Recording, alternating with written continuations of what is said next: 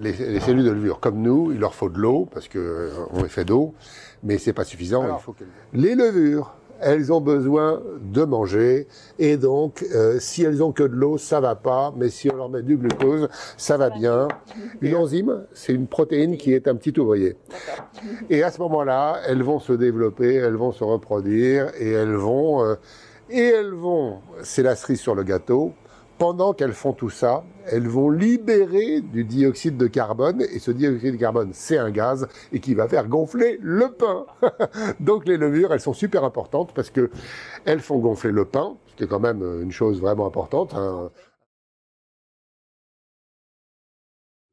Alors ce gaz, il fait des bulles. Et les bulles, ça fait l'alvéole du pain. Donc c'est important.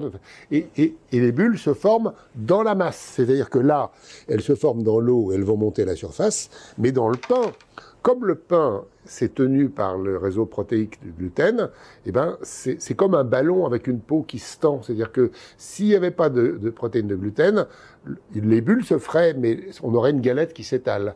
Grâce à ce réseau de gluten, on a une boule de pain, une belle boule de pain.